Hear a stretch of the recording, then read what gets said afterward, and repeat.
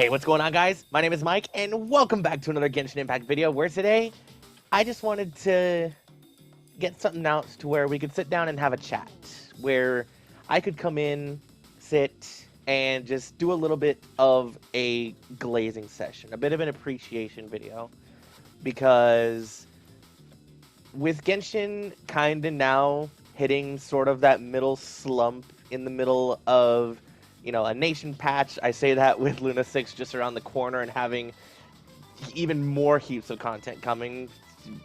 Despite all of that, like, I'm super looking forward to Luna 6.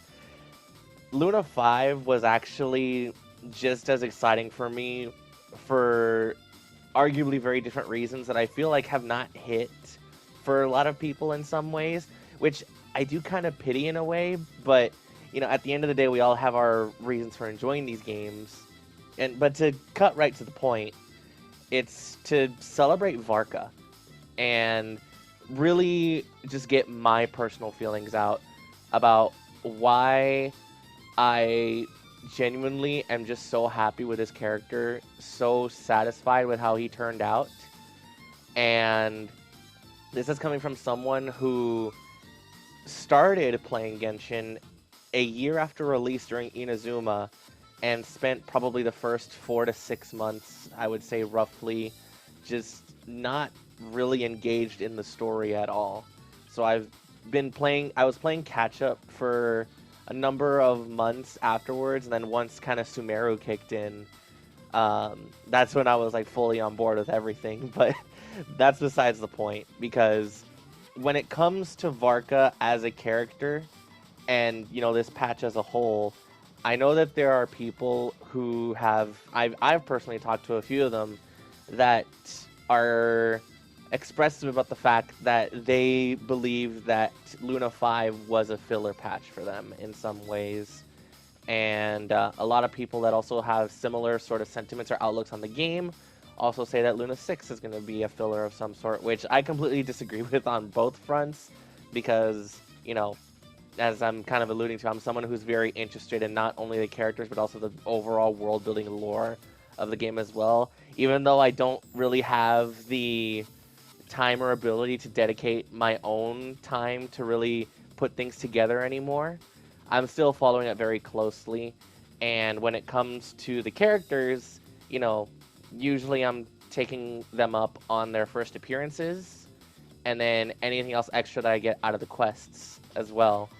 And this is where Varka really just started to surprise me, because when he was first name dropped in 1.0 back in Mondstadt, with Jean as the acting grandmaster in place of him and taking care of things in the city, everybody had this sort of mental image of him that I think a lot of us were probably imagining a bit more of an older man who is more of a commander and not necessarily a frontline fighter. And when we started getting his first vocal teases courtesy of Paralogism, and then with the interlude chapter in Natlan just before Nodcry came out, and then the first trailer for Nodcry with all of the character showcases, it felt like such a rapid burst of, we're finally going to get someone that we have been quite literally been waiting for over 5 years at that point. And it was very exciting for a lot of people like me. Now, I know that a lot of people who are more focused on the gameplay side of Genshin specifically are pretty upset with how, low DPS relative to others that Varka is.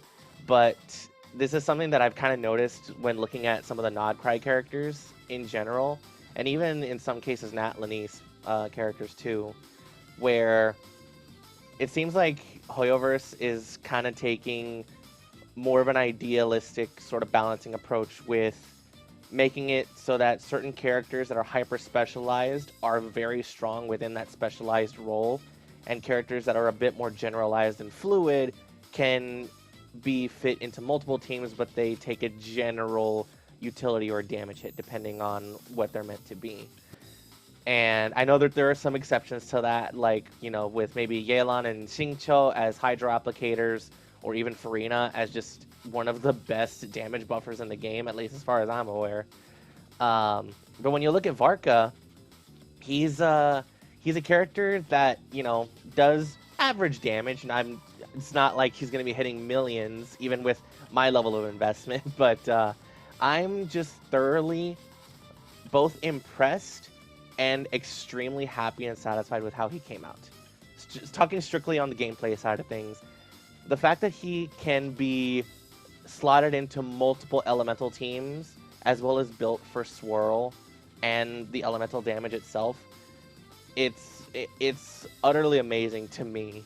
Like, just being able to be like, wow, you know what? I want to run a hydro team or a freeze team with him, and it'll work. I want to get some pyro swirls in there and just buff his damages like crazy. Or if I just want to do something kind of goofy with electro swirl or whatever the hell else, it's like he molds into pretty much any team, and I think that is just utterly amazing because I've been having so much fun with him, just off camera, off streams, just having a blast with combat, and it's been amazing. There's not really much else I can say without just rambling on, because the way that he plays is so much fun, and I don't know, like I said at the beginning, I'm just here to kind of glaze and show appreciation for this character because he like it's wild to say, but I would be correct for myself in saying that he did shatter my expectations, because it's one thing to kind of see his personality play out and his role in the Archon quest. That was one thing. We're looking at characters like Nefer and Yehoda, and we're seeing them in the Archon quest before we get to play as them, and then they come out and it's like, oh, okay, yeah, that's pretty much kind of what I was expecting and whatnot, and that's it's one thing. But when it comes to Varka, he was such a mysterious character for so long. And he starts getting dropped, a few months before Nodcry is coming out. And then now that he's here and we actually get to start seeing the gameplay with him and such, I don't know if maybe it was my sort of fault for having low expectations for him, but I don't know. It's hard to put into words just how much fun I've been having with this guy, and it's amazing. But it's not just the gameplay side of things as well. I'm doing a lot of this kind of off the cuff. I've thought about how I wanted to do this, and I figured that just keeping it unscripted and honest is how I wanted to present this, because that's the best part about YouTube and making videos to me, is just being honest about your experience with the games that you play. And as far as that on Varka, I mean, I have literally no complaints with how the game is set up and how he plays. It's amazing. But taking this all the way back around, I am someone that very thoroughly enjoys the depth of the world building of Genshin and Tevat, and seeing how they when Hoyoverse literally dropped lore bombshells with Aether and Lumine's new outfits, talking about the DNA vault and an AI in the ship and terraforming the planet and whatever. It's recontextualizing a lot of the things that we've thought about this game and its world for so long, and taking a look back at a lot of things. So many things fall into place with what we know now. And on the character level, it's less of the grand overarching story of the world of Tevat and more of the arcing story of the character themselves. Because when we look at the lineage of the Knight of Boreas and Roland, the White Knight turned into the Bloodstained Knight, and Mondstadt's history as a whole, Mondstadt has been such a crucial, despite its appearance, Mondstadt has been such a crucial location and area, not only in the geography of the world, but also in the lore for this game. Because of Venti, because of Istaroth, because of Dormant Port that we're getting next patch in Luna 6. There's so much to discover and talk about with this region. And when we started getting to Varka's story quest, and when we started seeing the abyssal manifestation of the memory of Roland and Varka's intent to get the spirit of Boreas back together for himself. And then it's such it's I'm fumbling over my words here as I'm thinking about it because it's so damn impressive and it's so emotionally charged. The level of emotional investment that I have in this game I don't think can be understated if the way that I'm coming off is not an indication already. But that final domain where he's fighting out of the ley lines and, you know, a lot of current interpretations of how fate and the world of Tivat is sort of strung along together. Imagery of that same detail is shown off in the quest, and the entire idea of memories tying you to the world itself, allowing him to continue to fight out and back onto the planet. It was such a good moment. I love the entire experience about it. And the final scene in the limbo as well, getting to see the swords of the previous knights, as well as Vanessa. That was, it's such amazing imagery and presentation. And that's not even the end of it either, because if you do have Varka, I have like some thoughts about like how Hoyoverse has started to make characters have specific and unique interactions that are only available if you have that character. And in some ways, like for Nefer, it's like, I wish that like a lot of people could have access to that, because it seems like everybody should if you're interested in the world building of the game. But for the case of Varka, where it's an experience that is directly tied to his character and his history, as well as giving a reward that really is only going to mean something to Varka and the people who have him, I can sort of understand where the additional Andres boss fight kind of comes in. Because we all had our suspicions when we saw the local legend up in northern Nodcry, and there's a claymore there. And we're like, I wonder if this is going to be important, especially since it's telling us that it will only respond to the Knight of Boreas. And lo and behold, Varka comes out, the boss fight is added, and not only is the fight itself just an immaculate experience, like recontextualizing the world boss into something that is just as heavily tied to the lore as it was before, but something more specific to Varka, and channeling that in with Roland's history and the knights that followed him, and the the presentation of Varka honoring the knights by relieving them of the constraints of death and bringing their spirits along with him to fight, to continue fighting. And the design of the swords themselves, you know, adorned with the white metal that they were originally forged with, but still somewhat stained with the black of Roland's Bloodstained Knight entire color palette. It's, even though it doesn't work with Varka's directly, the meaning behind it and like the entire history surrounding the knights of Favonius that are dedicated to these different points of power in Mondstadt lore and legend. It's such a fantastic opposite side for lore that complements a lot of the gameplay stuff that I'm super happy with when it comes to Varka. And all of that culminates into one of the best characters in this game, which is so surprising for me to just kind of be so outwardly ecstatic about sharing, because I'm not one to really be too heavily invested or interested in a lot of the male characters in Genshin,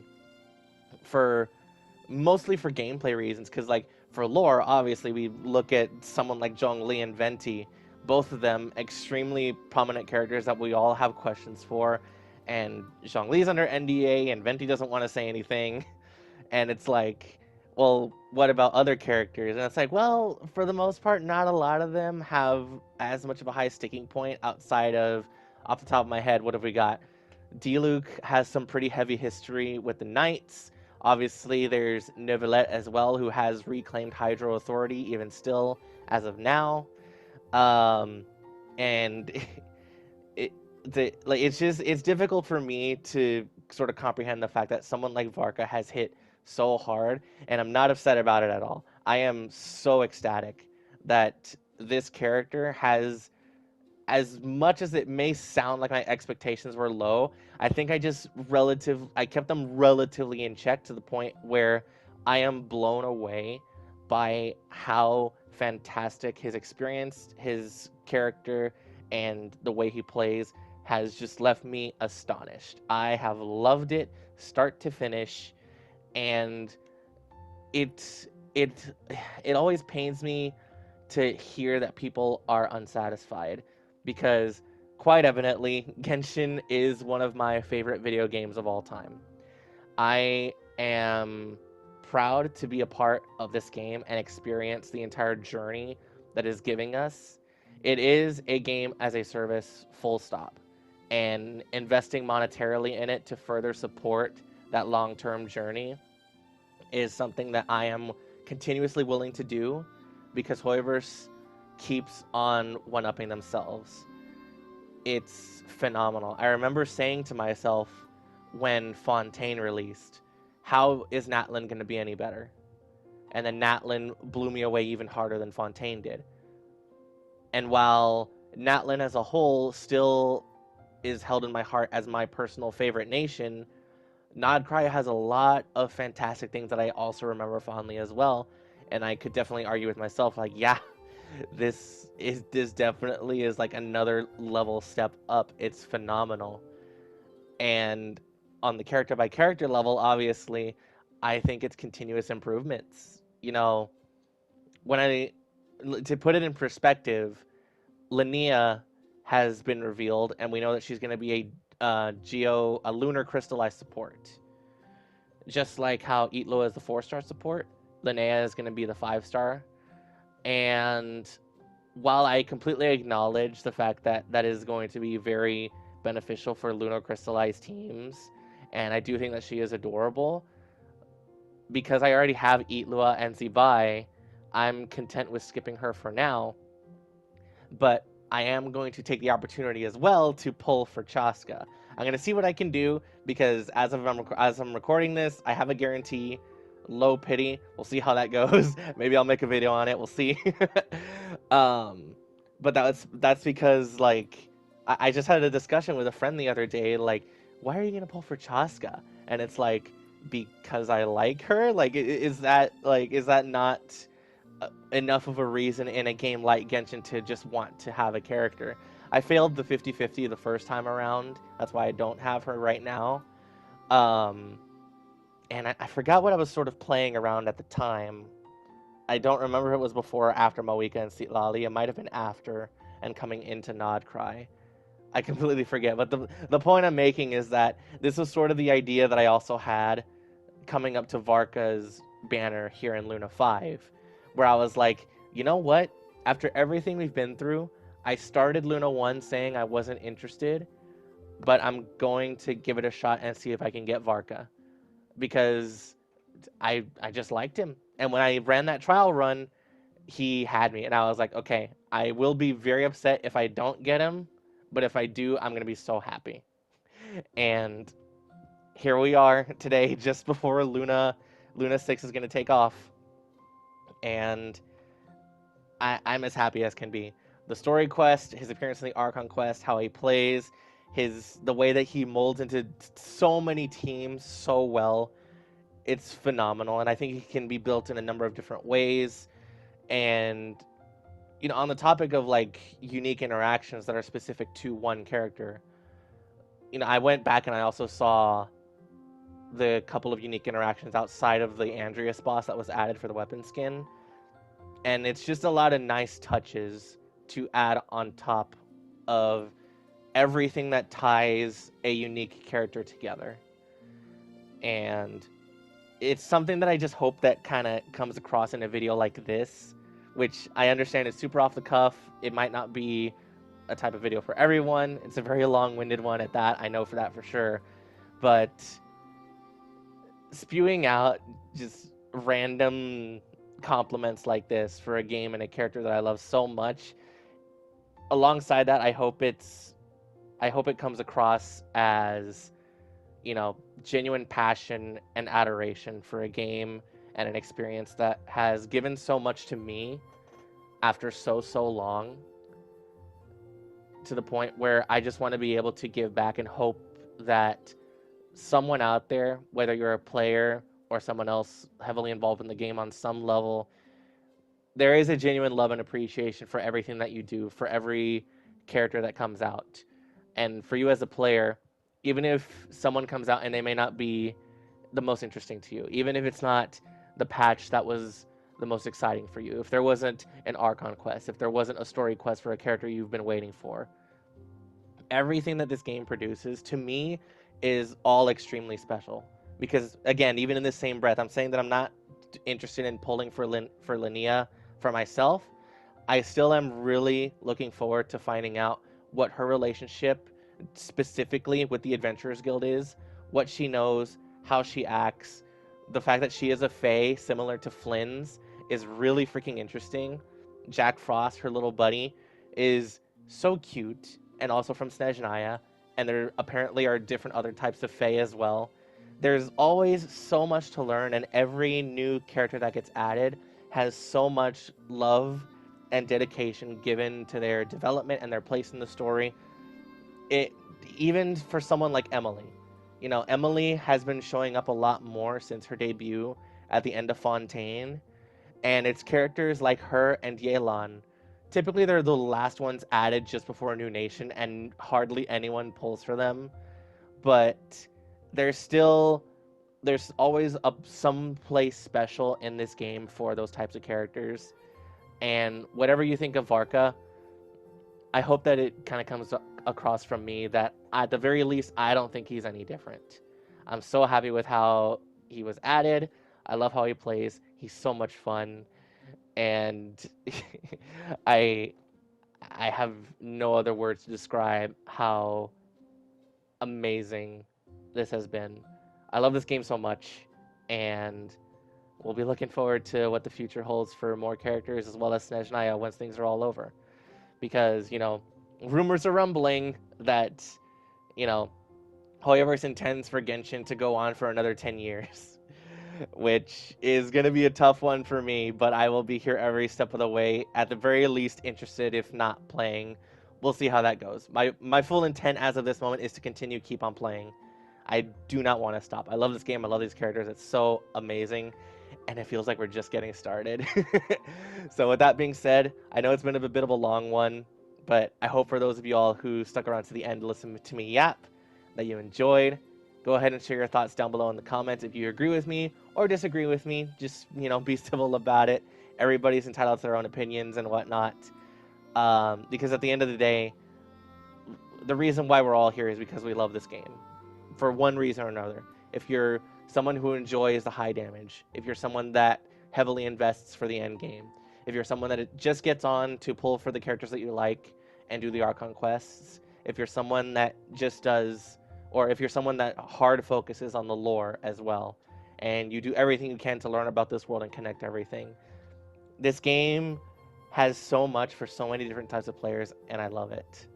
And in whatever video I make next about Genshin, or in the next stream that I do for another Archon quest or such, I hope to be able to share more of these experiences with you all.